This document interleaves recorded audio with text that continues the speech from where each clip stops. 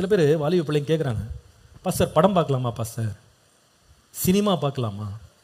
நான் ஒன்று சொல்கிறேன்ப்பா, உனக்கு படைக்கப்படுற கண்ணுக்கான விருந்து ஹாலிவுட்லேருந்து வரலாம், கோலிவுட்லேருந்து வரலாம், பாலிவுட்லேருந்து வரலாம். தானியேலை போல நீ நிற்கணும்னா இவைகளால் நான் என்னை தீட்டுப்படுத்த மாட்டேன்னு கண்ணை திருப்புறவங்களா நீங்கள் இருக்கணும். புரிஞ்சுக்கிடுங்க அதை. இன்றைக்கி சில பேர் நாங்கள் தமிழ் படம்லாம் பார்க்க மாட்டோம், வெறும் இங்கிலீஷ் படமாக தான் பார்ப்போம். ஏன்னா அது அமெரிக்காலேருந்து வருது, அமெரிக்காலேருந்து வந்தால் நல்ல உணவு. தானியேல் பாபிலோனில் போய் ஒரு அந்நிய நாட்டில் உட்காந்துக்கிட்டு அது எவ்வளவு ருசி உள்ள ஆகாரமாக இருந்தால் கூட தேவனுக்கு பிரியமில்லாது அங்கே இருக்குன்னு தெரிஞ்ச உடனே தன்னை தீட்டுப்படுத்த மாட்டேன். இந்த காதுக்கு செவிக்கு ரொம்ப இனிமையானதை உலகம் கொடுக்குதுங்க. இன்னைக்கு ஆண்டவரால் ரட்சிக்கப்பட்ட ஞானஸ்தானம் பெற்ற பிள்ளைங்க கேட்குறாங்க, அங்கிள் லவ் சாங்ஸ் கேட்கலாமா, காதல் பாட்டு கேட்கலாமா? நாங்கள் தமிழில் கேட்க மாட்டோம், எல்லாம் இங்கிலீஷில் தான் கேட்போம். இப்போ ஒரு புது ட்ரெண்ட் இது. தமிழில் நாங்கள் சினிமா பாட்டெலாம் கேட்க மாட்டோம், இங்கிலீஷ் பாட்டா பாப் பாட்டாக கேட்போம். செவிக்கு இந்த உலகம் இனிமையானதை கொடுக்கும்பா. நீ யாருன்னா நீ தானியேல், நீ ஜெயம் பெற வேண்டுமானா விலகிப்போ. இன்றைக்கி வாலிபர்கள் கேள்விப்படுறேன், இந்த மீட்டிங்ஸ்லாம் நடத்தும் போது டிஸ்கஷன்ஸில் பிள்ளைங்க சொல்கிறாங்க, அநேகர் வந்து இந்த கே பாப், கொரியன் பாப்ன்ற ஒரு காரியத்துக்கு அடிமைப்பட்டிருக்கிறாங்கன்னு சொல்கிறாங்க. அது என்ன அழுவோ தெரில, நான் இதுவரை கேட்டதில்லை. ஆனால் சொல்கிறாங்க அந்த பாடல்கள் வந்து அவ்வளவு இச்சையை தூண்டுகிற, உணர்ச்சிகளை தூண்டுகிற, வாலிப பிள்ளைகளை வசமாக்குகிற பாடல்களை இன்றைக்கி இலவசமாக கொண்டு வந்து உலகம் கொடுக்குது. உன் சின்ன ஃபோனில், உன் டேப்லெட்டில், உன்னுடைய மொபைலில், உன்னுடைய லேப்டாப்பில் அதை நீ ப்ளே பண்ண முடியும். It's accessible. அன்றைக்கி தானியலுக்கு இலவசமாக கொண்டு வந்து நேபுகாத் நேச்சார் மேஜையிலேருந்தே சாப்பாடு வந்த மாதிரி இன்றைக்கி வெளிநாட்டிலிருந்து பல நாடுகள்லேருந்து இறக்குமதி செய்யப்படுகிற அந்நிய பாடல்களை கேட்கிற பழக்கம் சில வாலிப பிள்ளைகளுக்கு உண்டு, பெரியோர்களுக்கு உண்டு. தானியேல் அன்றைக்கி நின்று சொன்னா, நீங்கள் கொடுக்கறத நான் சாப்பிட்டு என்னை தீட்டுப்படுத்த மாட்டேன், என் காதுக்கு வந்து இனிமையாக இருக்கலாம், ஆனால் தேவனுக்கு பிரியமில்லாதவைகளை நான் கேட்க மாட்டேன், நான் பார்க்க மாட்டேன், நான் ருசிக்க மாட்டேன், அதில் நான் இன்பம் காண மாட்டேன்னு ஒரு தீர்மானம் எடுத்தான். இன்னைக்கு பாருங்க, மனசுக்கு ரொம்ப பிடித்து நம்முடைய மாமிசம் விரும்பக்கூடிய உணவுகளை பல விதங்களில் பிசாசானவன் நம்ம டேபிளில் கொண்டு வைக்கிறான். நான் சாப்பாட்டை பற்றி பேசல, நம்முடைய அறிவுக்கு தீனி போடுற, நம்முடைய எண்ணங்களுக்கு தீனி போடுற, நம்முடைய உணர்ச்சிகளுக்கு தீனி போடுறது நிறையா இன்றைக்கு நம்ம பிளேட்டில் இருக்குது, கொண்டு வைக்கிறான். சாப்பிடு, எல்லாரும் சாப்பிட்றாங்க நீ சாப்பிடு, எல்லாரும் பார்க்குறாங்க நீ பாரு, எல்லாரும் கேட்டுட்டு இருக்காங்க நீயும் கேளு. ஒரு முறை ஒரு பிள்ளை என்கிட்ட ஒரு லெட்டர் கொஸ்டின்ஸ் எழுதும் போது, கொஸ்டின் ஆன்சர் டைமில் எழுதி கொடுக்குறா. சொல்கிறா, அங்கிள் நான் வந்து இந்த சினிமா பார்ப்பேன், சினிமா பாட்டெலாம் கேட்பேன், ரட்சிக்கப்பட்ட பிள்ளை தான் சொல்கிறா. ஆனால் அதில் வந்து சிலது அருவருப்பான ஏதாவது ஒரு பகுதி வந்தால் நான் ஸ்கிப் பண்ணிவிடுவேன் அங்கிள், அப்படியே ஸ்கிப் பண்ணிட்டு பார்ப்பேன், ஸ்கிப் பண்ணிட்டு கேட்பேன், அது பண்ணலாமா? நல்ல கருத்துக்கள் இருக்குது, அந்த நல்ல கருத்துக்களை மட்டும் எடுத்துக்கிட்டு இந்த கெட்டதெல்லாம் தூக்கி போட்டுருவேன் அப்படின்னு சொல்லி ஒருத்தன் சொல்கிறான். இதை எப்படி நம்ம பார்க்கறது? அப்போ நான் சொன்ன பதில் என்னென்னா, இந்த எலி மருந்து இருக்குது பார்த்தீங்களா, ரேட் பாய்சன். இந்த எலி மருந்தில் வந்து 99% வந்து நல்ல உணவாக, 99% of rat poison is good food. 99%. அதில் விஷம் வந்து ஒரே 1% தான். அதுக்காக எடுத்து கேக் மாதிரி சாப்பிட்டுக்கிட்டே இருக்கலாமா? 1% தான். அது அப்பமா துப்பிக்கலாம், வாயை கழுவிக்கலாம், நல்ல சாப்பாடு சாப்பிடுவீங்க. அந்த 1% போதும், ஒருத்தனை கொல்றதுக்கே அது போதும். அதனால் தயவு செய்து இந்த ஏமாற்றுக்குள்ளே போயிடாதீங்க. நான் 99% நல்லதாக இருக்குது, 1% தான் கொஞ்சம் இச்சையை தோண்டும், 1% தான் நம்ம வாழ்க்கையை கெடுக்கும், அதனால் அது கேட்கலாம், ஒன்றும் பிரச்சனை இல்லை. இதெல்லாம் பிசாசு கொடுக்குற வஞ்சகம். இதெல்லாம் கேளு, ஒன்றும் தப்பு இல்லை. சினிமா பாட்டு கேளு, லவ் சாங் கேளு, கே பாப் கேளு, இதெல்லாம் ஒன்றும் தப்பு இல்லை. இதெல்லாம் பாரு, ராஜாட்டும் ஹாலிவுட்டில் பண்ணது, அமெரிக்காவில் எடுத்தது, பாம்பேல எடுத்தது, சுவிட்சர்லாண்டில் எடுத்தது, பார்க்கலாம். தானியேல் சொன்னா, இவைகளால் நான் என்னை தீட்டுப்படுத்த மாட்டேன். I will not corrupt my self. நான் முதுகெலும்போடு நின்று என் வாழ்க்கையை நான் காத்துக்கொள்வேன், என் வாழ்க்கையை நான் காத்துக்கொள்வேன். ஒரு தீர்மானம் எடுத்தாம்பா. ஏன் தெரியுமா? நீங்கள் மத்தேயு 6:25 வாசித்தால் வேதம் சொல்லுகிறது, ஆகாரத்தை பார்க்கிலும் ஜீவனும் உடையை பார்க்கிலும் சரீரமும் விசேஷித்தவைகள் அல்லவா. இயேசு சொன்னார், சாப்பாடை விட வாழ்க்கை தான் முக்கியம். நல்லா கவனிங்க. நீங்கள் பார்த்து இன்பங்காண்ற காரியங்களை விட உங்கள் வாழ்க்கை ரொம்ப முக்கியம். வாழ்க்கையை கெடுத்து போட்டுறாதீங்க. கண்ணு இச்சையை தான் தேடும், காது இச்சைக்கிறவைகளை தான் கேட்கும். மனதும் வந்து விரும்பினதை தேடும். உலகம் அதை இலவசமா உனக்கு கொடுக்கும். ஆனா ஒரு தானியேலை போல ஜெயங்கொண்டவனாய் நீ இருக்க வேண்டுமானால் இவைகளை வேண்டாம் என்று நீ என்ன பண்ணணும்? வெறுக்கணும். வேண்டாம், இவைகளை தேவையில்லை, நீ அதை வெறுக்க வேண்டும். வெறுக்கலை அப்படின்னா ஜெயம் உனக்கு உண்டாகாது, நிச்சயமா ஜெயம் வராது. இந்த உலகம் கொடுக்கிற அருவருப்புல கை வைக்காம நீ கர்த்தருக்கா பரிசுத்தமா வாழ்ந்தினா முகம் எப்படி ஆயிடும்? களையா மாறும். சரீரம் எப்படி இருக்கும்? புஷ்டியா இருக்கும். நம்ம பிள்ளைங்களெல்லாம் பார்த்தா கால் எழும்போது கண்ணெல்லாம் கோவப்பழ மாதிரி இருக்கு. ஏன்டா கண்ணு இப்படி செவந்து போயிருக்கு, கண்ணு வலியான்னு கேட்டா, ராத்திரியெல்லாம் உட்காந்து படம் பார்த்துட்டு இருந்தேன், ராத்திரியெல்லாம் கேம் விளையாடிட்டு இருந்தேன். உடம்பு பார்த்தா பசிக்கவும் தோணலை, ஆளு மெலிஞ்சு பரிதாபமா இருக்கு. நீ ஒழுங்கா உன்னுடைய பார்வையும் நீ கேட்கறதையும் மனசுக்குள்ள கொண்டு வர்றதையும் சுத்தமாக்கி பாரு, ஆளை பார்த்தாலே பிரகாசமாயிருவேன். நீ ஹல்லேலூயா. தமிழ்ல சொல்லுவாங்க பாருங்க, அகத்தின் அழகு. ஆமா, நீ அகத்துல சரியானவைகளை நீ உண்பாயானால் முகம் எப்படி இருக்கும்? ஆமா, சில பேர் சிரிச்சாலே உங்களுக்கு தெரியும், சிரிப்புலேயே ஒரு கள்ளங்கபடு இல்லாம அவங்க ரொம்ப வெளிப்படையா, அவங்க சுத்தம் உள்ளவர்களா ஒரு சிரிப்பு, அவங்களுடைய பிரதிபலிப்பே வித்தியாசம். சில பேரை பார்த்தாலே தெரியும். நான் சொல்ல விரும்பல, ஏன் அப்படி தோற்றம் மாறுது, பார்வை மாறுதுன்னா உள்ள அதுதான் நம்ம டெபாசிட் பண்ணிக்கிட்டே இருக்கோம் இல்லையா? ஒருத்தன் வந்து தவறான சாப்பாடை சாப்பிட்டுக்கிட்டே இருக்கிறான்னா அது என்ன பண்ணும்? உன்னுடைய தோற்றத்தை மாற்றுதா இல்லையா? இல்லையா? உன்னுடைய வாழ்க்கையில நீ தானியேலை போல ஜெயங்கொண்டவனாய் மாற வேண்டுமா? மிகுந்த தாழ்மையா சொல்றேன், உலகம் நிறைய கொடுக்கும்பா, ஃப்ரீயா கொடுக்கும், ரொம்ப ருசியா கொடுக்கும், வித்தியாசமா கொடுக்கும். Give priority to live a pure life. ஒரு சுத்தமுள்ள வாழ்க்கை வாழ நீ முக்கியத்துவம் கொடு. நீ முதிர் வயதில் கூட எப்படி இருப்பாய் என்றால் ஜெயங்கொண்டவனாய் இருப்பாய். ஹல்லேலூயா. உன் காரியங்கள் எல்லாம் ஜெயமாய் முடியும். எத்தனை பேர் ஆமென் என்று சொல்வீங்க? கர்த்தாவே, எனக்கு ஒரு ஜெயமுள்ள வாழ்க்கையை தர. எப்படின்னா என் லைஃப்பை நான் சுத்தமாக வைத்துக்கொள்ள கிருபை. யோசித்து பார்ப்பா, நம்ம வந்து ரட்சிக்கப்பட்டோம், ஞானஸ்தானம் பெற்றோம், சர்ச்சுக்கு வர்றோம், பைபிளை தூக்குறோம், எல்லாம் நல்லது தான். ஆனால் நம்ம டெய்லி சாப்பிட்றது என்ன? நான் சொல்கிறது, நம்முடைய மனசுக்கு போடுற தீனி என்ன தீனி போட்டுக்கிட்டு? சர்ச்சில் ஒரு 2 மணி நேரம் உட்காந்து பிரசங்கம் கேட்டு 1 மணி நேரம் ஆராதனை பண்ணிட்டு அதுக்கப்புறம் அந்த உலகத்தின் அசுத்தங்களையும் அருவருப்புகளையும் நம்ம சாப்பிட்டுக்கிட்டு இருக்கிறோம் அப்படின்னா ஜெயம் உண்டாகாது. உங்கள் வாழ்க்கையில் ரொம்ப பிரச்சனைகள் சந்திப்பீங்க. வெற்றி உள்ள வாழ்க்கையை நீங்கள் வாழவே முடியாது. Be careful of what you're consuming night in day out. நீங்கள் என்ன, நீங்கள் எவ்வளோ நீங்கள் கன்சியூம் பண்ணுறீங்க, எதை கன்சியூம் பண்ணுறீங்க? சிலதை விளக்க வேண்டியதை விளக்கணும். உலகத்தில் அது ரொம்ப பாப்புலராக இருக்கலாம், ஆனால் நீங்கள் வந்து அது பியூராக இருக்கிறதான்னு சொல்லி பார்க்கணும். எல்லாரும் அதை பார்க்குறாங்க, எல்லாரும் செய்கிறாங்க. சில பேர் வந்து உங்களுக்கு சில லிங்க்ஸ் அனுப்பி விடுவாங்க, இதை பாரு அப்படின்னு. உங்களுக்கு தெரியும், இந்த ஆள்கிட்ட வர லிங்க் எப்போவுமே உலக பிரகாரமாக இருக்கும், அது மாம்சத்திற்குரியதாக இருக்கும், இச்சைகளை தூண்டுகிறதா இருக்குது. அது கேட்கறதுக்கே அருவருப்பாக இருக்குது. இந்த பாட்டெல்லாம் நான் கேட்க மாட்டேன்னு ஒரு தீர்மானம் எடுங்க, உங்கள் காரியம் ஜெயமாக இருக்கும். எதுக்காக கர்த்தர் நமக்கு வந்து ஒரு பள்ளிக்கூடத்தில், ஒரு கல்லூரியில், ஒரு பல்கலைக்கழகத்தில் நமக்கெல்லாம் இடம் கொடுத்து நம்மளை ஏன் அனுப்புகிறாருன்னு கேட்டால், நீ நல்லா படிக்கணும்னு அனுப்புகிறார்.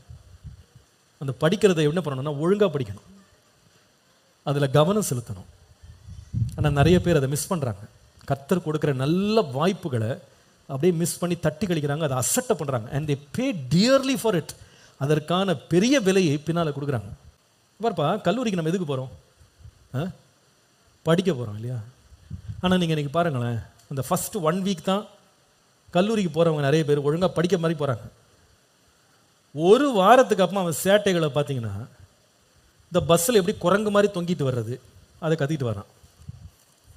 கரடி மாதிரி எப்படி தொங்கிட்டு வர்றது, அது கல்லூரிக்கு போக வேண்டியதில்லை. வண்டலூர் ஜூக்கு போனால் இருக்கிற குரங்குகளுக்கெல்லாம் என்ன பண்ணலாம், சந்தோஷம் ஊட்டலாம், நாங்கள் கூட இந்த மாதிரி ஏறுவோம் அப்படின்னு காட்டலாம். ஆனால் பசங்க படிக்கிறத விட்டு எங்கே பண்ணுறது, பஸ்ஸில் தொங்கிட்டு சேட்டை பண்ணுறதுக்குன்னே. இவன் கல்லூரிக்கு படிக்க போகிறானா, இவன் என்ன ஜிம்னாஸ்டிக்ஸுக்கு போகிறான்னா தெரில. கல்லூரிக்கு போகிற முதல் வருஷம், முதல் வாரம் ஒழுங்காக பையில் படிக்க வேண்டிய புஸ்தகங்களை எடுத்துகிட்டு போகிறான். அடுத்த வாரம், அடுத்த மாதம் பார்த்தீங்கன்னா ப்ரொஃபஸர் மாதிரி டைரி அப்படியே டைட்டாக தூக்கிட்டு போகிறான். எதுக்கு போகிறாங்க? படிக்க போகிறானா? நீங்கள் நிறைய பேர் படிக்கணும் தான் வீட்டை விட்டு கிளம்புறாங்க, ஆனால் படிக்கிறது இல்லை. நிறைய பேர் ஊர் சுற்றி தான் வராங்க. பீச்சு, பார்க்கு, வண்டலூர் ஜூ, யார் ஃபேஸை கட்டிட்டு கிளாஸை பங்க் பண்ணிட்டு ஊர் சுற்றுறது, கேன்டீனில் உட்காந்து சமோசா சாப்பிட்டுக்கிட்டு இருக்குது. உண்மைங்க, பசங்க பண்ணுறது. படிப்பில் கவனம் செலுத்துறது இல்லை. பங்க் பண்ணுறதுல ஒரு பெரிய பெருமை நிறைய பேருக்கு உண்டு. படிக்க போகிறது கிடையாது. படிக்க அனுப்புனா படிப்பை முடிக்கிறது இல்லை. அதில் பார்த்தீங்கன்னா ஒரே அரியராகவே இருக்கும். ஆனால் ஊர் சுற்றுறதுல மட்டும் இன்னும் சில பேர், எனக்கு பைக் வாங்கி கொடுத்தா தான் நான் காலேஜுக்கே போவேன். சரி, பைக்கை அப்பா அம்மா பார்த்து பாவம் நம்ம தான் இந்த மாதிரிலாம் அனுபவிக்கல, பிள்ளையாவது அனுபவிச்சுட்டு போடணும்னு பைக்கை வாங்கி கொடுத்தா ஃப்ரீ ரேப்பிடோ சர்வீஸ். சொல்றது உங்களுக்கு புரியுதா? ஆமாம்.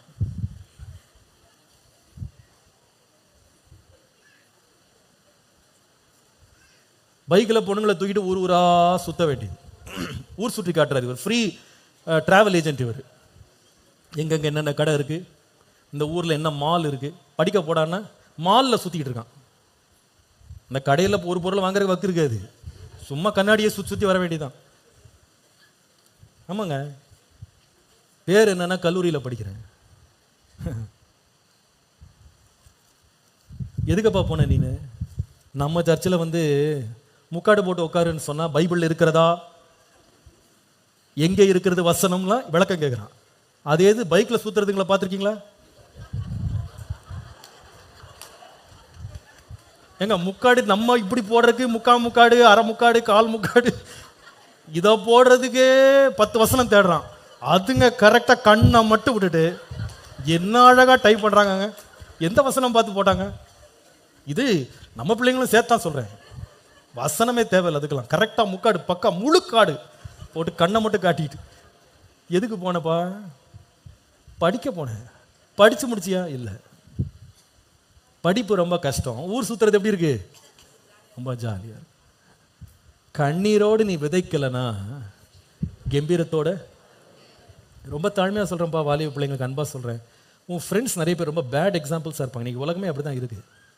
படிக்க போகிறவனை பார்த்தா படிக்க போகிற மாதிரி தெரிலங்க. இன்றைக்கி படிப்பில் இன்ட்ரெஸ்ட் கிடையாது. ஊர் சுற்றுறது, விளையாடுறது, இந்த மாதிரி தான் இருக்காங்க. ஏங்க, நம்ம பிள்ளைங்க படிக்க போகிறீங்கன்னா படிக்க போகிற பிள்ளைங்க மாதிரி ட்ரெஸ் பண்ணிட்டு போங்க. சில பேர் ஒழுங்காக தான் ஆரம்பத்தில் இருக்காங்க. அதுக்கப்புறமா அந்த கல்லூரிகளில் மற்ற பிள்ளைங்கள்லாம் ஒரு மாதிரி ட்ரெஸ் பண்ணுறதை பார்த்த உடனே அதுக்கப்புறமா ட்ரெஸ் எல்லாம் வந்து அலங்கோலமாக மாறிடுது. காசுக்கே வழி இல்லாத பூரா டிஷர்ட்டை கொண்டு மாட்டிக்கிட்டு பெண் பிள்ளைங்க. ஏங்க, கொஞ்சம் ஒழுக்கமாக ட்ரெஸ் பண்ணுங்க. எதுக்காங்க நம்ம கல்லூரிக்கு போகிறோம்? மற்றவங்களை கவர்றதுக்காக போகிறோமா?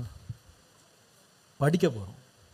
அந்த கவனத்தை விட்டு உங்கள் திசை திருப்புற எந்த அட்ராக்ஷனும் இடம் கொடுக்காதீங்க. நான் எல்லாருக்கும் சொல்கிறேன், தம்பிமாருக்கும் சொல்கிறேன். முடிவெட்ட போனால் ஒரு ஸ்டூடெண்ட் மாதிரி முடிவெட்டு, குஸ்திகார மாதிரி முடிவெட்டக்கூடாது. புரியுதுங்களா? படிக்க போகிறப்பா உன்னுடைய அப்ரோச், உன்னுடைய அப்பியரன்ஸ் எப்படி இருக்கணும்? Yes, student, I am studying. இன்னைக்கு நிறைய பேர் கல்லூரிக்கு வந்து ஸ்டூடெண்ட் மாதிரி போகிறதில்ல, ஃபேஷன் ஷோக்கு போகிற மாதிரி போகிறாங்க. எப்படி உனக்கு கவனம் வரும் படிப்பில்? உன்னோட சேருகிற நண்பர்கள் எப்படி சேருவான்பா? உன் ஹேர் ஸ்டைலே சொல்லுதே நீ படிக்கிறதுக்கு லாய்க்கு இல்லை, படிக்க இன்ட்ரெஸ்ட் இல்லைன்னு காட்டுதே. உன் இன்ட்ரெஸ்டே ஃபேஷனில் இருக்குன்னா அதை ரசிக்கிறவங்க தான் உன்னோட சேருவாங்களே தவிர படிக்கிறவங்க சேர மாட்டாங்க. I tell you my dear friends, என் பிள்ளைங்க மாதிரி சொல்கிறேன், if you are in teenage years, நீ 13லேருந்து 17 இருக்கிறனா, the next 10 years of your life, what you're going to do is going to decide where you're going to be. அடுத்த 10 வருஷங்கள் நீ எப்படி படிக்க போகிறாயோ அதன்படி தான் உன்னுடைய வெற்றி இருக்கிறது என்பதை மறந்து போகாது. இந்த சின்ன சின்ன ஆசாபாசங்களுக்கெல்லாம் விழுந்துடாது. நீ வந்து ஒரு ட்ரெஸ் வாங்குறியா, ஸ்டூடெண்ட்டுக்கு ஏற்ற மாதிரி வாங்கு, ஃபேஷன் ஷோக்காக வாங்காது. மற்றவங்க போடுவாங்க, மற்றவங்க போட்டு வருவாங்க, அலங்கோலமாக ட்ரெஸ் பண்ணுவாங்க. நான் உனக்கு அன்பாக சொல்கிறேன், நீ படிக்க போகிற பிள்ளை பார்க்கும்போது கண்ணியமாக இருக்கணும், அழகாக இருக்கணும். நான் அழகாக இருக்கக்கூடாது, எல்லாம் அலங்கோலமாக தலைவிரிச்சு போட்டு போகணும்னு நான் சொல்லலை. Look decent, but don't focus on excessive makeup. இந்த மேக்கப் தான் ரொம்ப முக்கியம்னு சொல்லிட்டு காலையில் படிக்க வேண்டிய நேரத்தில், ஜெபிக்க வேண்டிய நேரத்தில் உட்காந்து 1 மணி நேரம் மேக்கப்பை போட்டுக்கிட்டு அதை இழுத்துக்கிட்டு இதை இழுத்துக்கிட்டு தேய்ச்சிக்கிட்டு என்னமோ ஃபோட்டோ ஷூட்டுக்கு போகிற மாதிரி போகக்கூடாது. Don't waste your time on these things. உண்மையாக சொல்லு, don't waste your time. There's so many things better to do. சில பேருக்கு எந்த விருப்பமும் கிடையாது, தரிசனமும் கிடையாது, நோக்கமும் கிடையாது, வாழ்க்கையில் ஒரு லட்சியம் கிடையாது. அவங்களுக்கு இதுக்கு தான் நேரம் இருக்குன்னா அவங்க அதை செஞ்சுட்டு போட்டோம். But you are not that kind. நீதிமொழிகளில் ஞானி சொல்றாரு, தன் வேலையில் ஜாக்கிரதை உள்ளவனை கவனித்தாயோ அவன் நீசருக்கு முன்பாக நில்லாமல் ராஜாக்களுக்கு முன்பாக நிற்பான். ராஜாக்கு முன்னாடி நிற்கணுமா நீனு? உன் படிப்பில் கவனம் உள்ளவனாயிரு. Spend most of your time in studies. This is the best time of your life. தயவு செய்து எந்த பாடம் படிக்கிற பிள்ளைங்களா இருந்தாலும் படிப்பை பார்த்து கஷ்டம்னு சொல்லி ரிட்டர்ன் வராதீங்க. இதுவே கஷ்டம்னு சொன்னீங்கன்னா உங்கள் வருங்காலத்தில் நீங்கள் இதை விட பெரிய கஷ்டங்களை நீங்கள் சந்திப்பீங்க. அதுவே உங்களுக்கு முடியாமல் போயிடும். கஷ்டப்படுறது நல்லது. இள வயதில் உன் நுகத்தை சுமப்பது நல்லது. எல்லாருமே நம்ம எல்லாத்தையும் ஃபுல்ஃபில்டாக வரல. நான் இங்கேருந்து ஆவடியிலேருந்து படிச்சுட்டு லோயலா காலேஜில் போய் இங்கிலீஷ் லிட்ரேச்சர் படிக்க போகும்போது உண்மையாக சொல்கிறேன், எனக்கு அவங்க பேசுகிற லாங்குவேஜ் எனக்கு புரியவே இல்லை. எனக்கு புதுசாக இருந்துச்சு அது அவங்களுடைய லாங்குவேஜ். ஆனால் இங்கே வந்து நாங்கள் அந்தளவுக்கு இங்கிலீஷ்லாம் படிக்கலை. ஏன்னா மற்ற நேரங்கள் எல்லாம் தமிழ்லேயே பேசி எங்களுக்கு இங்கிலீஷில் பேசக்கூட தெரியாது. அப்படிப்பட்ட நிலையில் தான் போனேன். ஆனால் அது ஒரு சேலஞ்சாக எடுத்துகிட்டு I never came back. I did not quit. அதை நான் கைவிட்டு வந்துடல, கஷ்டம்னு சொல்லி வரல. I took it as a challenge to develop myself. எனக்கு ஆண்டர் கிருபையில் தமிழ்லையும் சரி ஆங்கிலத்திலையும் புலமை உள்ளவனாய் கர்த்தரை நான் மாற்றியிருக்கிறேன். But I do work very hard. அதுக்கு ரொம்ப கஷ்டப்பட்டேன் நான். ஒவ்வொரு நாளும் பல புஸ்தகங்கள் எடுத்து வாசித்து பல காரியங்களை நான் பர்சனல் எவ்வளோ ட்ரெயின் எடுத்தேன். பிரசங்கி 7:12 ஞானம் கேடகம், ஞானம் தன்னை உடையவர்களுக்கு ஜீவனை தரும். ஞானம் உனக்கு பாதுகாப்பு, ஞானத்தை உடையவங்களுக்கு ஜீவன் உண்டாகும். அதே பிரசங்கி 9:16 பாருங்க, பலத்தை பார்க்கிலும் ஞானமே உத்தமம்.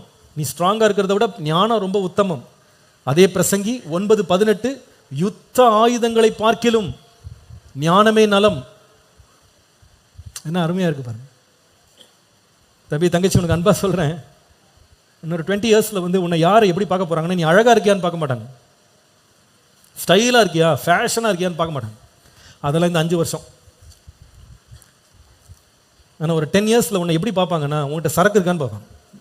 மூளையில் சரக்கு இருக்கா, உனக்கு அறிவு இருக்கா, உனக்கு அனுபவம் இருக்கா, உனக்கு ஞானம் இருக்கா, ஸ்கில் இருக்கா, உனக்கு நீ எவ்வளோ தூரம் அறிவை வளர்த்து கொண்டிருக்க. அதை டெஸ்ட் பண்ணும்போது அதெல்லாம் ஒன்றும் இல்லைங்க, வெறும் ஃபேஷன் தான் அப்படின்னா உனக்கு விலையே இல்லாமல் போய் யாரும் உன்னை பார்த்து பயப்பட மாட்டாங்க, யாரும் உன்னை கனம் பண்ண மாட்டாங்க. நீ ஜெயமுள்ள வாழ்க்கை நடத்த முடியாது. உலகம் வந்து தவறான ஒரு முன்னோட்டத்தை ஒரு ஒரு ஒரு ஒரு அடையாளத்தை காமிச்சு அதை பின்பற்ற சொல்லும். நீ அதை பின்பற்றாத. நீ புத்தக புழுன்னு பேர் வாங்கினா கூட பரவாயில்ல, நீ படிப்புலையும் கர்த்தர் கொடுத்த வேலையில் மட்டும் ஜாக்கிரதையாயிரு. கர்த்தருடைய ராஜாக்களுக்கு முன்பாக நிறுத்துவார். ஹல்லேலூயா. கண்ணீரோட விதைத்தால் நிச்சயமா அதுக்கு ஒரு அறுவடை வருது, பயப்படாதீங்க. நிச்சயமா கர்த்தருடைய மேன்மையான இடத்துல கர்த்தர் நிச்சயமா வைப்பார். இப்போ சில பேர் வந்து நானும் ஞானமாக இருக்கணும்னு விரும்புகிறேன், ஆண்டவர் நீ ஞானம் தருவார். கண்டிப்பாக நீங்கள் அதனால தான் யாக்கோபு 1:5 வாசிக்கிறோம், உங்களின் ஞானத்தில் குறைவுள்ளவன் தேவனிடத்தில் கேட்க கடவன், அப்பொழுது யாவருக்கும் சம்பூர்ணமாய் கொடுக்கிறவரும் ஒருவனையும் கடிந்து கொள்ளாதவருமாகிய கர்த்தர் வந்து அவனுக்கு என்ன பண்ணுவார், ஞானத்தை கொடுப்பாருன்னு போட்டிருக்கு. நான் அதை ஒத்துக்கொள்கிறேன். நம்ம கேட்கும்போது கர்த்தர் ஞானம் தருவார். எப்படி தருவார், எப்படி ஞானம் தருவார்? தலையை கொஞ்சம் ஓப்பன் பண்ணி மேலே ஒரு ஃபனல் வச்சு மேலேருந்து 40 லிட்டர் ஞானம்னு ஃபில் பண்ணுவாரா? எப்படிங்க, எப்படி ஞானம் தருவார்? கேட்கும் போது தருவார். ஆனால் அந்த ஞானத்தை ஒரு மனுஷன் ஞானமாக பயன்படுத்துறதுக்கு என்ன செய்யணும்? இப்போ நான் உங்களுக்கு காட்டுறேன். உங்களுக்கு தெரியும், சாலமோன் ராஜா கிபியோன்ல கர்த்தர் அவனுக்கு தரிசனம் பண்ணார். உனக்கு என்னப்பா வேணும்னு கேட்டார். ஆண்டவரே, எனக்கு இந்த ஜனங்கள் எல்லாம் நியாயம் இருக்கிறதுக்கு ஞானமும் வேகமுள்ள ஒரு இருதயத்தை எனக்கு தாரும்னு கேட்டான். வேணும் சொல்றது, உனக்கு நிச்சயம் கடலத்தனையான ஞானத்தை உனக்கு தருவேன். உன்னை போல ஞானி ஒருத்தன் முன்னாடி இருக்க மாட்டான், பின்னாடி இருக்க மாட்டான்னு சொன்னார். உண்மைதான். அப்பா கர்த்தர் ஞானம் கொடுத்துறாரு, நம்ம படுத்து தூங்கலான்னு கால் நீட்டி போட்டாரா? அப்படியா ஞானத்தை பெறுறது? ஆராதனை முடிஞ்ச அங்கிள், அந்த தானியேலை போல நானும் 10 மடங்கு சமர்த்தனா மாறணும், எனக்கு ஜோம் பண்ணி விடுங்கன்னா நானும் ஜோம் பண்ணி விடுவேன். அதனால நாளையிலிருந்து நீ 10 மடங்கு சமர்த்தனா பெட்டரா மாறிட முடியுமா, ப்ரொஃபிஷியண்டா மாற முடியுமா? அதுக்கு என்ன வழி? வசனம் காட்டுறான் பாருங்க. நீங்க பிரசங்கி 12ஆம் அதிகாரம் 9ஆம் வசனம் பாருங்க. 9:10 மேலும் பிரசங்கி ஞானவானா இருந்தபடியால். சொல்லுங்க, எப்படி இருந்தான்? எப்படி இருந்தான்? ஏன் இருந்தான்னா கர்த்தருக்கு ஞானம் கொடுத்தார். அதனால் ஞானவானா இருந்தபடியால் அவன் ஜனத்திற்கு என்ன செய்தான்? அறிவை போதித்து. இப்பதான் முக்கியமான விஷயம் இருக்குது. கவனமாய் கேட்டு ஆராய்ந்து அநேகம் நீதிமொழிகளை சேர்த்து எழுதினான்.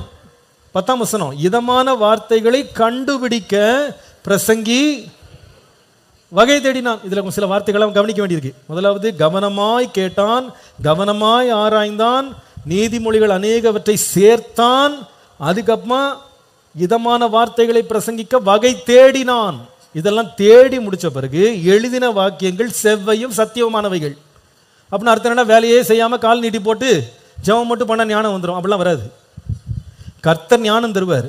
ஆனா ஞானத்தை பெற்ற ஒருவன் எப்படி இருக்கணும்னா, கவனமா கேட்கணும், கவனமா ஆராய்ஞ்சு பார்க்கணும், அநேக நீதிமொழிகளை சேர்க்கணும்.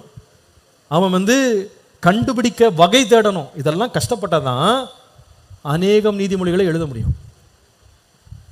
நான் சொல்ல விளங்கிச்சா உங்களுக்கு? மிக தாழ்மையாக சொல்கிறேன், படிக்கிற காலத்தில் படிப்பை தவிர வேறு என்டர்டெயின்மெண்ட்டுக்கு ரொம்ப இடம் கொடுக்காதீங்க. நம்ம எல்லோரும் கொஞ்சம் ஹாப்பியாக இருக்கணும். ஏதோ கொஞ்ச நேரம் விளையாடினேன், கொஞ்சம் எனக்கு ஸ்ட்ரெஸ்ஸை பஸ் பண்ணுறதுக்கு நான் கொஞ்சம் விளையாடினேன், சரி பரவாயில்ல. ராத்திரி எல்லாம் உட்காந்து கேம் விளையாடிட்டு இருக்காது. எக்ஸாமு கூட படிக்காமல் உங்களுக்கு நாளைக்கு எக்ஸாம் இருக்குன்னா இன்னைக்கு வந்து விளையாடிட்டு இருக்காது. கவனமாக கேட்டு ஆராய்ந்து தேடி கண்டுபிடித்து ஞானத்தை வளர்த்துக்கொள்ள நீ கஷ்டப்பட்டா நீ யாராய் மாறுவாய் என்றால் சமர்த்தனாய் மாறுவாய். ஹல்லேலூயா. தானியேல் சும்மா வந்து ஜெபம் பண்ண எல்லா பொழியும் கற்றுக்கிட்டேன் அப்படிலாம் கிடையாது. தேவ ஞானம் உண்மையில் இருந்தது. ஆனால் அதுக்காக கஷ்டப்பட்டு வேலை செஞ்சிருக்கான், உட்காந்து படிச்சிருக்கான். உட்காந்து நான் உங்களுக்கு அன்பாக சொல்கிறேன், பிள்ளைங்களே, நீங்கள் வந்து நாளைக்கு நீங்கள் ஜெயம் உள்ளவர்களாக இருக்கணும்னா இன்றைக்கு கொஞ்சம் கஷ்டப்படுறதுக்கு உங்களுக்கு இடம் கொடுத்துருங்க.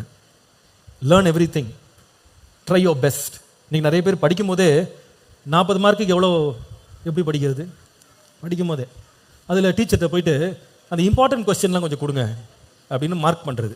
மார்க் பண்ணி முடித்த பிறகு அதை பார்த்தா நிறையா இருக்கிற மாதிரி இருக்கும். திருப்பி போயிட்டு இந்த இம்பார்ட்டன்ட் எது சொல்லுங்கள். அப்போ படிக்கும் போதே என்ன பிளானில் தான் படிக்கிறாங்கன்னா இருக்கிறதுலே மட்டமாக எவ்வளோ மார்க் வாங்கலாம் அப்படி யோசிக்கக்கூடாது. எப்படி யோசிக்கணும் தெரியுமா?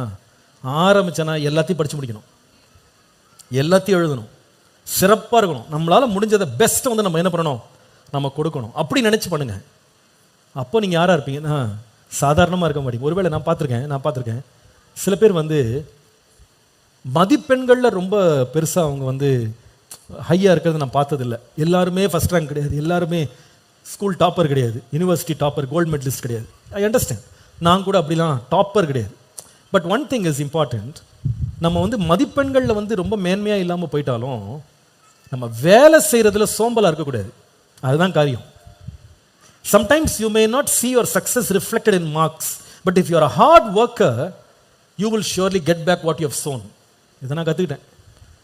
மதிப்பெண்களில் ஒருவேளை நீ கொஞ்சம் பின்னடைஞ்சு போகலாம், பட் நீ கடின உழைப்பாளியாக இருந்தால் ஒரு ஃபீல்டு இல்லைன்னா அடுத்த ஃபீல்டில் நீ பயங்கரமாக ஷைன் பண்ணுவேன். கர்த்தர் வந்து உன்னுடைய கிரியைக்கு தக்க பதிவுறானே கர்த்தர் உனக்கு நிச்சயமாக என்ன பண்ணுவார். விசுவாசிக்கிற ராமேன்னு சொல்லுங்கள். Work hard, that's my policy. Work hard. சின்னதோ கொஞ்சமோ அதிகமோ, கொஞ்சத்தில் உண்மையாக இருந்தால் கூட ஆண்டவனை அதிகத்துக்கு அது. ஒருவேளை நீ படிச்சுட்டு இருக்க ஃபீல்டில் கூட நீ ரொம்ப எக்ஸலண்ட்டாக இல்லாமல் இருக்கலாம், but if you are working hard ஆண்டவனுடைய கிரியைக்கு தக்க பலனை தருவார். ஒரு நாள் ராஜாவுக்கு முன்னாடி நிற்பாய், தேவன் நிச்சயமாக இவனை மேன்மைப்படுத்துவார். விசுவாசிக்கிறீங்களா? அதை நாம் ஒரு பக்கம் பரிசுத்தமாக நம்ம லைஃப்பை காத்துக்கொள்ளணுன்றது முக்கியம், ரெண்டாவது ஒழுங்காக படிக்கணுன்றது முக்கியம். அதே வேளையில் மிகத்தாழ்மையாக சொல்கிறேன், நீங்கள் பிள்ளைங்க வளர்கிற காலத்தில் ஜெபிக்கிற பழக்கம் உள்ளவங்களா இருங்க. ப்ரே, ஒரு லைவ்லி ப்ரேயர் லைஃப் வச்சுக்கிடுங்க. சும்மா எமர்ஜென்சிக்காக கடமைக்காக காலில் சும்மா சாப்பாட்டுக்காக விடிய ஜோம் பண்ணுற மாதிரி ஜோம் பண்ணிட்டு போகாதீங்க. Have a lively prayer life. ஒரு ஆரோக்கியமான ஜீவனுள்ள ஜெப வாழ்க்கை உங்கள் வாழ்க்கையில் அவசியம். அது உங்களை ரொம்ப மேம்படுத்தும். என்னை பொறுத்த வரைக்கும் இந்த 3வது பாயிண்ட்டை நீங்கள் ஒழுங்காக செஞ்சீங்கன்னா மற்ற 2 பாயிண்ட்டும் ஆல்மோஸ்ட் செட்ரைட் ஆகிடும் இல்லையா? நீ கொஞ்சம் யோசித்து பாருங்கள். காலையில் நம்ம கிளம்புறதுக்கு நம்ம நிறையா அவசரமாக கிளம்புறோம். இன்னிலேருந்து ஒரு தீர்மானம் எடுத்து பாருங்களேன், சும்மா ட்ரை பண்ணுங்கள். I think you can do it. I personally believe it is possible. காலையில் ஜெபம் பண்ணுவேன், மதியானம் என் காலேஜில் ஸ்கூலில் எங்கே இருந்தாலும் சாப்பிட்டு முடித்த பிறகு ஒரு 10 நிமிஷம் நான் ப்ரேயர் பண்ணுவேன். அந்த 5 நிமிஷம் நான் தேவனுடைய சமூகத்தை தேடுவேன். அப்படின்னு பெஞ்சில் அமைதியாக நான் உட்காந்து ஜெபம் பண்ண ஆரம்பிச்சின்னா நோபடி வில் டிஸ்டர்ப் யூ. அப்படி மதியானம் ஒரு ஜெபம், சாயங்காலம் நான் வீட்டுக்கு எல்லாம் வேலையெல்லாம் முடிச்சுட்டு வந்தவுடனே இன்னொரு ஜெப நேரம் உனக்குன்னு வச்சுக்கங்க. It will really focus your life. இந்த தனி ஜெபம் தானியேலுடைய வாழ்க்கை எவ்வளோ பிரச்சனைகள் வந்தபோது கூட, சிங்கத்தின் கெபியில் போட்டுருவேன்னு சொல்லும் போது கூட ஜெபத்தை விட மாட்டேன்னு கரெக்டாக ஜெபம் பண்ணிடுவார். ஏன்னா அதுதான் அவருக்கு வந்து it was like the engine that kept running. உள்ளே வந்து இவ்வளவு வேலைப்பழு, இவ்வளவு படிப்பு, இவ்வளவு உத்தரவாதங்கள் நடுவில் அவருக்கு உள்ள இன்ஜின் மாதிரி ஓடிட்டு இருந்தது என்னன்னா ஜெபம். அதான் அவருக்கு அவ்வளோ தைரியத்தை கொடுத்தது, அவ்வளோ திட நம்பிக்கையை கொடுத்தது, அவ்வளோ பலத்தை கொடுத்தது. இவ்வளவு போராட்டம், எரிச்சல், போராமல் சுற்றி எவ்வளோ பிரச்சனை வந்தால் கூட ஸ்டெடியாக போகிறதுக்கு உதவி செஞ்சதுன்னா ப்ரேயர், பர்சனல் ப்ரேயர் லைஃப். அது அவருக்கு இருந்தது. இவ்வளோ படித்த மனுஷன், இவ்வளோ உத்தரவாதம் உள்ள மனுஷன் தனியாக ஜெபம் பண்ணுறாருன்னா நம்ம கற்றுக்க வேண்டிய ஒரு பாடம் அது இல்லையா? நான் உங்களுக்கு ஒவ்வொருத்தருக்கும் அன்பாக சொல்கிறேன்ப்பா, தனிப்பட்ட விதமாக டெய்லி 3 டைம்ஸ் ஜெபம் பண்ணுறதுக்கு இன்றைக்கி ஒரு தீர்மானம் எடுங்க. I'll pray. எப்படி 3 வேளை சாப்பிட்றனோ 3 வேளை என்ன செய்வேன் சொல்லுங்க சத்தமா, ஜெபம் பண்ணுவேன்னு ஒரு தீர்மானம் எடுங்க. I'll pray 3 times a day.